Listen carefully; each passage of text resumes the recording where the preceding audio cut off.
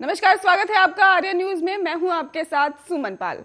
संसद में ही राष्ट्रपति के अभिभाषण पर चर्चा आज भी जारी रहेगी और आज शाम को ही लोकसभा में पीएम नरेंद्र मोदी राष्ट्रपति के अभिभाषण के धन्यवाद प्रस्ताव पर बहस का जवाब दे सकते हैं। कल मंगलवार को राज्यसभा में दे सकते हैं और आपको बता दें कि लोकसभा में ही प्रधानमंत्री नरेंद्र मोदी का जवाब जो रहेगा वो रहेगा और इसके साथ ही केंद्रीय गृह मंत्री अमित शाह के ओवैसी पर हुए हमले का पर भी विस्तृत जवाब के बाद ही होगा।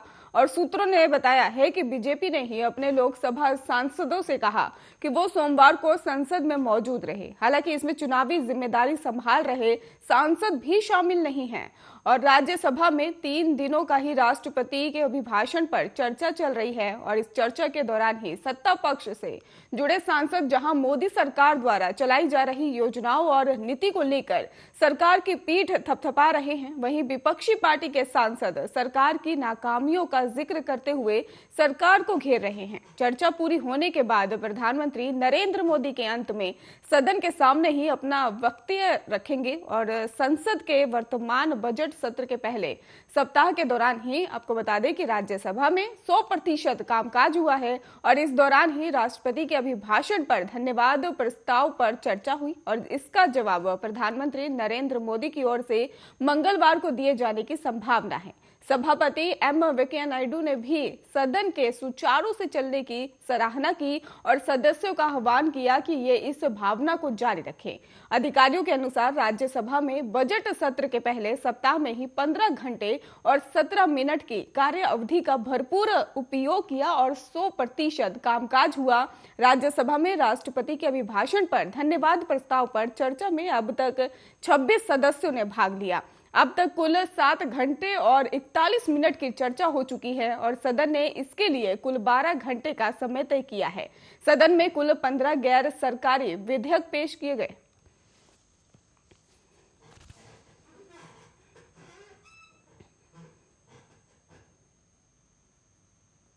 रुक करते अगली खबर की ओर, जहां पर राष्ट्रपति स्वयंसेवक संघ के प्रमुख मोहन भागवत ने रविवार को कहा कि धर्म संसद के आयोजनों में दिए गए कथित अपमानजनक बयान हिंदू विचारधारा का प्रतिनिधित्व नहीं करते हैं और धर्म संसद के ही आयोजनों में कही गई बातों पर निशाना व्यक्त करते हुए भागवत ने कहा कि धर्म संसद की घटनाओं में जो कुछ भी निकला वो हिंदू शब्द, हिंदू कर्म या हिंदू दिमाग नहीं था। और इसके साथ ही प्रमुख ने यह भी कहा कि टिप्पणी करते हुए तब आई है जब वो नागपुर में ही एक अखबार के स्वर्ण जयंती समारोह के अवसर पर ही आयोजित हिंदू धर्म और राष्ट्रीय एकता व्याख्यान को ही संबोधित कर रहे थे।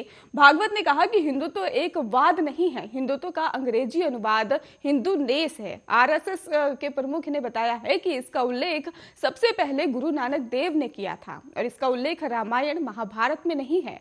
हिंदू का मतलब का सीमित का चीज नहीं है और ये गतिशील है और अनुभव के साथ लगातार बदलता रहता है। उन्होंने कहा कि व्यक्तिगत लाभ या दुश्मनी को देखते हुए दिए गए बयान हिंदुत्व का प्रतिनिधित्व नहीं करते हैं।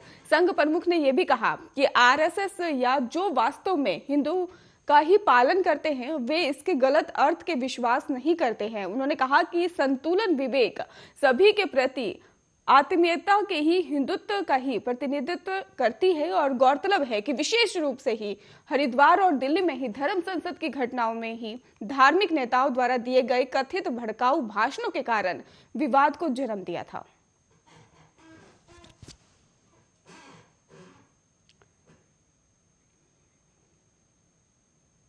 वहीं पंजाब विधानसभा चुनाव के लिए कांग्रेस की तरफ से मुख्यमंत्री के चेहरे का ऐलान कर दिया गया है। सीएम चरणजीत सिंह चन्नी के ऊपर कांग्रेस ने ही फिर से दाव लगाते हुए मुख्यमंत्री पद का उम्मीदवार घोषित किया है।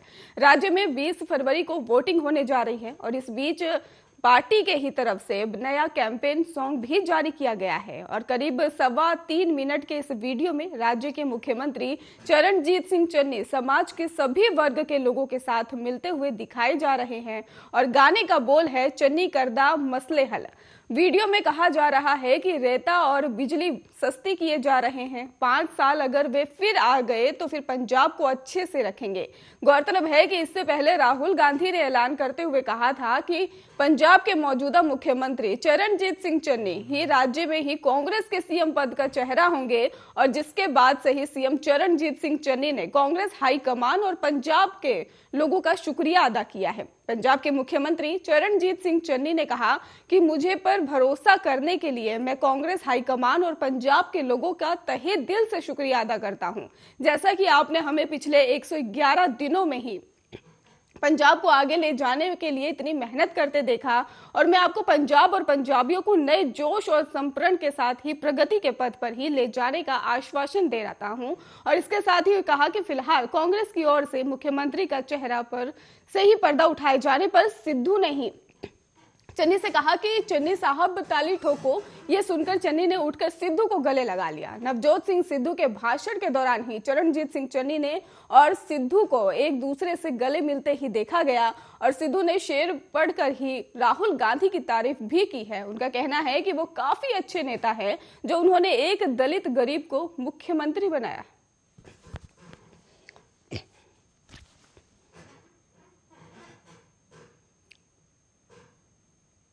वहीं उत्तर प्रदेश में पहले चरण के मतदान से पहले पीएम नरेंद्र मोदी ने आज वर्चुअल जन चौपाल के माध्यम से मतदाताओं से संवाद किया, और पीएम मोदी ने जन चौपाल के माध्यम से ही मथुरा, आगरा और बुलंदशहर के मतदाताओं से संवाद किया, और इस दौरान ही उन्होंने सपा प्रमुख अखिलेश यादव पर जमकर निशाना साधा। पीएम ने कहा कि यूपी के लोगों ने दो टूक कह दिया है, धन दौलत बहुबल जातिवाद संप्रदाय और दम पर ही भले कुछ लोग कितनी ही राजनीति कर ले, लेकिन वो जनता का प्यार नहीं पा सकते। पीएम मोदी ने पूर्व के सपा सरकार पर भी कहा कि जो पहले सरकार में थे उन्हें ना तो आप लोगों की आस्था से मतलब रहा है और ना आप लोगों की जरूरत से। उनका सिर्फ एक ही एजेंडा रहा है, यूपी को लूटो। उन्हें यूपी के विकास से कोई वास्ता नहीं है, उन्हें बस सरकार बनाने से मतलब रहा है।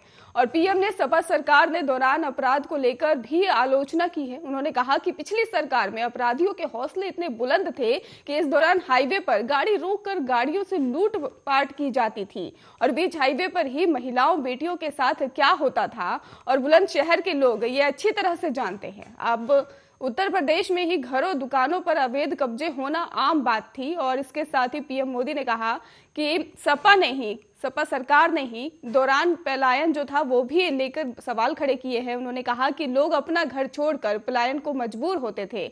आगरा के दंगों में आरोपियों के सिर पर किसका हाथ था ये आप भली भांति जानते हैं, और पहले की सरकार भय निर्माण में जुटी थी, और भय निर्माण करना उनका काम था। हम भविष्य का निर्माण कर रहे हैं, और आज यूपी में बहनें बेटियां खुले दिल से कह रही हैं कि पहले हमें घर से निकलने में डर लगता था, अब बीजेपी राज में अपराधी थर-थर कांपते हैं, और पहले की सरकार का एक और पसंदीदा खेल होता था, वो था तिजोरियों को भरने का खेल। सब मिलकर खेलते थे और मिलकर खाते थे।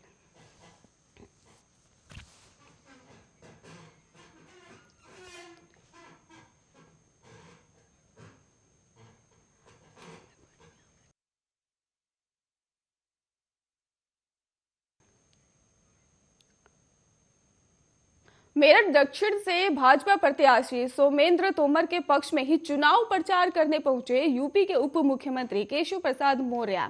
इस दौरान उप मुख्यमंत्री ने कहा कि भाजपा की लगातार बढ़त जारी है। 2022 विधानसभा चुनाव में जनता ने आगे बढ़कर कमल का फूल खिलाने का संकल्प ले लिया है।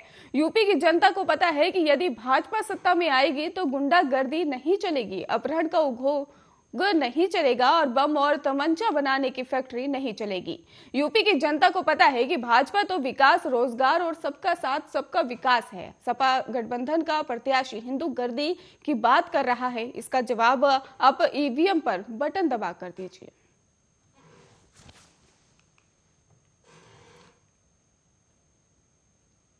यहाँ जमीतुल्लाह शहर मेरठ की तरफ से ये मतदान जागरूकता अभियान हमने चलाया है, और इसके हमारे मुख्य अतिथि हमारे एडीएम सिटी साहब हैं जो यहाँ तशरीफ लाए हैं। तो मेरी और हमारी जमीतुल्लाह की तरफ से हमारी तमाम जनता से, चाहे वो हिंदू हो, मुस्लिम हो, सिख हो, ईसाई हो, सबसे हमारी अपील है कि 10 तारीख को होने वाले दिन, इलेक्शन वाले दिन, आप लोग अपने मत का ज़रूर प्रयोग करें।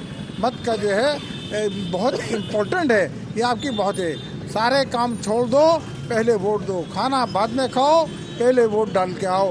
और चाहे साइकिल पे जाओ, चाहे हाथी पे जाओ, और चाहे फूल सूंघो या हल चलाओ, लेकिन वोट जरूर डालो।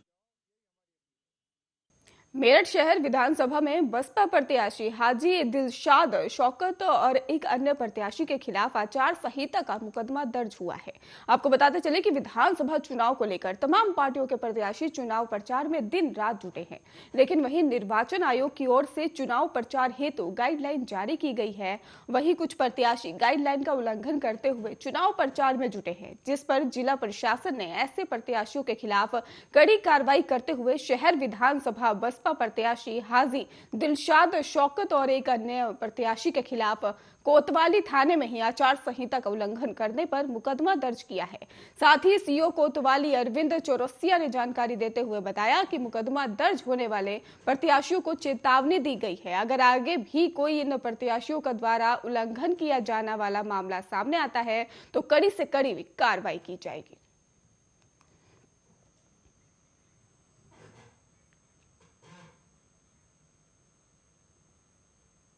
केंद्रीय गृह आपको बता दें कि केंद्रीय मंत्री और यूपी के ही शव चुनाव प्रभारी अनुराग ठाकुर ने ही सपा अध्यक्ष अखिलेश यादव पर निशाना साधा है। उन्होंने कहा कि जिन्होंने भी राम भक्तों पर गोली चलाई है और जिनकी टोपी का रंग लाल और उसके कई कारण हैं, बीजेपी नेता ने कहा कि उनको पहले पुराने सवालों के जवाब देने पड़ेंगे। उन्हें दंगों और अपराधियों राम भक्तों पर गोलियां चलाने का जवाब देना होगा।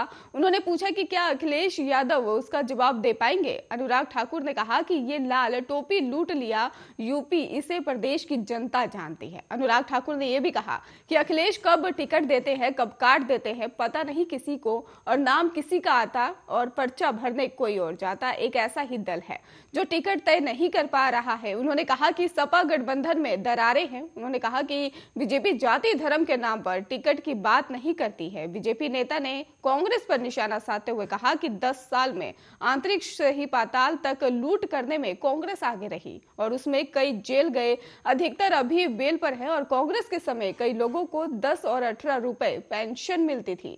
बलवान बबीता फोगाट पर भी हमले को लेकर अनुराग ठाकुर ने कहा कि भारत के लोकतंत्र में संवाद के तमाम मंच है, ऐसी घटना नहीं होनी चाहिए, इसकी निंदा करते हैं।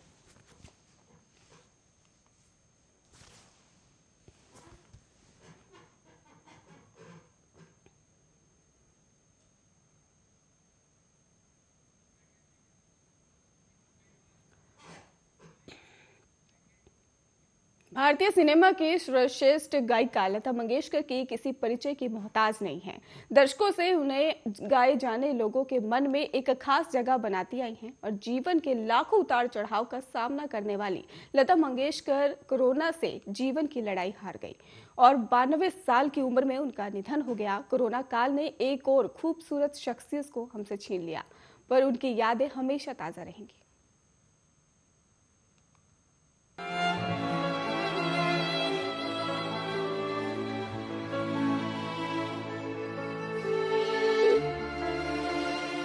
लग जा गले कि फिर ये हंसी रात हो ना हो, शायद फिर इस जन्म में मुलाकात हो ना हो। किसने सोचा था कि गाने के ये बोल एक कभी ना पूरे होने वाली इल्तिजा बनकर रह जाएंगे। भारत रत्न स्वर कोकिला लता मंगेशकर का रविवार यानी 6 फरवरी 2022 को सुबह ही निधन हो गया और सुरों की मलिका ने दुनिया को अलविदा कह दिया। आपको बता दें कि लता मंगेशकर पिछले कई दिनों से अस्पताल में भर्ती थी और एक लंबे संघर्ष के बाद लता मंगेशकर ने 92 साल की उम्र में अंतिम सांस ली। संगीत की दुनिया की सबसे बड़ी हस्ती रही स्वर्गीय लता मंगेशकर जी हमारे देश के संगीत युग का एक इतिहास था। उन्होंने अपने स्वरों से हिंदुस्तान में ही नहीं तो पूरे दुनिया में भारत का नाम एक प्रकार से ऊंचाई पर पहुंचाया था। अनेक भाषाओं में उन्होंने गाने गाए हैं और विश्व का रिकॉर्ड उन्होंने पूरा एक प्रकार से विश्व का रिकॉर्ड तोड़ा है। मेरे और उनके परिवार के और उनसे व्यक्तिगत रूप से स्नेह था, उनका बहुत प्रेम था हम सब के प्रति और उनके जाने से देश की भी हानि हुई है, संगीत क्षेत्र की भी हानि हुई है और पूरे विश्व में हमारे हिंदुस्तान को एक सम्मान प्रतिष्ठा देने वाली ऐसी वो गायिका थी। लता मंगेशकर सुरों की रानी, भारत देश की खास रत्नों में से एक थी। लता जी देश विदेश सभी जगह अपनी आवाज के लिए जानी जाती थी। लता जी का नाम Guinness book of world record में भी दर्ज है। उन्होंने सबसे ज्यादा गाने गाकर ये रिकॉर्ड अपने नाम किया। लता जी ने लगभग 30,000 गाने 20 अलग अलग भाषाओं में साल 1948 से लेकर 87 तक गाए और अब ये गाने का रिकॉर्ड 40,000 का आंकड़ा भी पार कर चुका है। लता जी की आवाज के लिए अमेरिका के वैज्ञानिक कहते हैं, ऐसी आवाज न कभी किसी गायक की सुनी न सुनेंगे। उन्होंने लता जी से मरने के बाद उनके गले की जांच करने की बात भी रखी थी, क्योंकि वो जानना चाहते थे कि आखिर लता जी के गले में ऐसा क्या है जो उनकी आवाज इतनी सुरीली और पतली है। मैंने जब गाना शुरू किया तब मैं 13 साल की थी। मेरे आंखों के सामने एक ही बात थी उस वक्त कि किसी तरह मुझे मेरा घर संभालना है। मेरे पिताजी का स्वर्गवास हुआ जब मैं 13 साल की थी। 1942 में अप्रैल 24 को उनका देहांत हुआ और हम लोग अचानक सड़क पे आ गए, ऐसे मुझे लगा। बचपन में हमने बहुत पैसा देखा था और बहुत ऐशाराम में हम लोग रहते थे। एक ही बात थी कि किसी तरह मुझे मेरे भाई बहन और मेरी माँ को संभालना था, इसीलिए मैंने फिल्मों में काम करना शुरू किया। आज भी नए पुराने गायक लता जी को सुरों की देवी मानते हैं और उनके आगे अपना सर झुकाते हैं। आपको बता दें कि लता जी को गायक की विरासत में अपने पिता से मिली। उनके पिता एक क्लासिकल सिंगर थे जो थिएटर्स में काम किया करते थे। वो उन्हीं से सीखा करती थी। लता जी ने मात्र 5 साल की उम्र में पहला काम अपने पिता के एक नाटक में किया था। इसके बाद वो ट्रेनिंग लेती रही और 13 साल की उम्र में 1942 में एक मराठी फिल्म के लिए उन्होंने गाना रिकॉर्ड किया। फिल्म रिलीज तो हुई, लेकिन किसी कारणवश फिल्म से गाना हटाना पड़ा। इस बात से लता जी बहुत दुखी हुई। तो वहीं इस साल लता जी के पिता को भी दिल का दौरा पड़ा, जिससे उनकी मौत हो गई। लता जी अपने घर में सब भाई बहनों में बड़ी थी। पिता की मौत के बाद परिवार की सारी जिम्मेदारी उन्हीं के कंधों पर। लता जी मुंबई आ गई और अमानत अली खान से ट्रेनिंग लेने लगी। लता जी ने इस साल 1947 में हिंदी फिल्म आपकी सेवा में के लिए गाना गाया था, लेकिन किसी ने उनको नोटिस ही नहीं किया। उस समय गायिका नूरजहान, शमशाद बेगम, जोहाशाबाई अम्बयवाली का दबदबा था। बस यही गायिका पूर्ण रूप से सक्रिय थी। उनकी आवाज भारी और अलग थी। उनके सामने लता जी की आवाज काफी पतली और दबी हुई सी लगती थी। तब किसने सोचा था, किसे पता था कि यही पतली आवाज एक दमदार शख्सियत बनकर सिनेमा जगत में राज करेगी। और देखते ही देखते साल 1949 में लता जी ने लगातार 4 हिट फिल्मों में गाने गाए और सब में उनको नोटिस किया गया। बरसात, दुलारी, अंदाज और महल फिल्में हिट रही। इसमें से महल फिल्म का गाना आएगा आने वाला सुपर हिट हुआ। लता जी ने अपने पैर हिंदी सिनेमा में जमा लिए थे, जिसके बाद लता दीदी ने पीछे मुड़कर कभी नहीं देखा। लता जी की प्रतिभा बेहद ही सराहनीय थी। उन्हें इसी के लिए देश के कई नायाब और प्रतिष्ठित पुरस्कारों से भी नवाजा जा चुका है। इनमें से कुछ के नाम है, महाराष्ट्र सरकार द्वारा उन्हें महाराष्ट्र भूषण और महाराष्ट्र रत्न दिया गया। साथ ही दादा साहब फाल्के जैसे अवार्ड से भी उन्हें नवाजा जा चुका है। लता जी को इसके अलावा करीब 250 ट्रॉफीज और 150 गोल्ड मेडल मिले हैं। लता जी ने लगभग सभी बड़े निर्माता और निर्देशक के साथ काम किया है। गौरतलब है कि लता जी अपनी आवाज को बेहतर करने के लिए पहले नूरजहां की तरह गाने की कोशिश किया करती थी, लेकिन समय के साथ साथ लता जी ने अपनी आवाज में ही पहचान बना ली। लता जी ने नौशाद अली, अनिल बशवाश, मदद मोहन, एस.डी. बर्मन, शंकर जयकिशन जैसे महान म्यूजिक डायरेक्टर्स के साथ भी काम किया। और काम तो किया ही, बल्कि लता जी के आने के बाद फिल्म इंडस्ट्री का मानो मेकओवर हो गया था। फिल्मों में गानों को एक नयापन मिला। समय के साथ साथ लता जी ने नए दौर की फिल्मों में भी गाने गाए। गजल हो, भजन, देशभक्ति गीत हो या रोमांटिक गीत और क्लासिकल, हर तरह के गीत गाकर लता मंगेशकर ने लोगों के बीच एक खास जगह बनाए रखी। वो न सिर्फ एक बेहतर कलाकार थी, बल्कि एक बेमिसाल हस्ती भी थी, जो स्वभाव से बेहद ही नर्म, शालीन और मधुर थी। आज भले ही वो दुनिया में नहीं है, पर अपने चाहने वालों के दिलों में लता दीदी हमेशा जिंदा रहेंगे। अपने गानों के जरिए वो हमेशा ही लोगों को प्रेरणा देती रहेंगे। Special report, Aryan news.